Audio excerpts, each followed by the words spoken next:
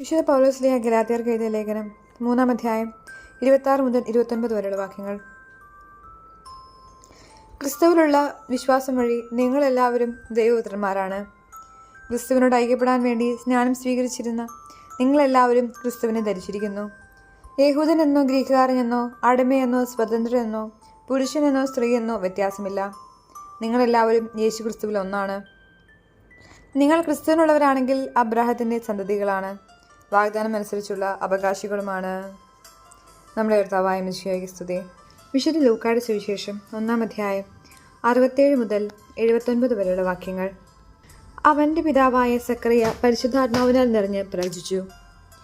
ഇസ്രായേലിൻ്റെ ദൈവമായ കർത്താവ് വാഴ്ത്തപ്പെട്ടവൻ.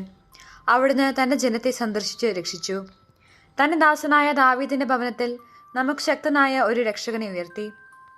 ആദ്യം മുതൽ തൻ്റെ വിശുദ്ധന്മാരായ പ്രവാചകന്മാരുടെ അധരങ്ങളിലൂടെ അവിടുന്ന് അരുളി ചെയ്തതുപോലെ ശത്രുക്കളിൽ നിന്നും നമ്മെ വെറുക്കുന്നവരുടെ കയ്യിൽ നിന്നും നമ്മെ രക്ഷിക്കാനും നമ്മുടെ പിതാക്കന്മാരോട് വാഗ്ദാനം ചെയ്ത കാരുണ്യം നിവർത്തിക്കാനും നമ്മുടെ പിതാവായ അബ്രാഹത്തോട് ചെയ്ത അവിടുത്തെ വിശുദ്ധമായ ഉടമ്പടി അനുസ്മരിക്കാനും ശത്രുക്കളുടെ കൈകളിൽ നിന്ന് വിമോചിതരായി നിർഭയം പരിശുദ്ധിയിലും നീതിയിലും എപ്പോഴും അവിടുത്തെ മുൻപിൽ ശുശ്രൂഷ ചെയ്യാൻ വേണ്ട അനുഗ്രഹം നമുക്ക് നൽകാനുമായിട്ടാണിത്. നീയോ കുഞ്ഞെ അത്യുന്നതൻ്റെ പ്രവാചകൻ എന്ന് വിളിക്കപ്പെടും. കർത്താവിന് വഴിയൊരുക്കാൻ അവിടുത്തെ മുൻപേ നീ പോകും.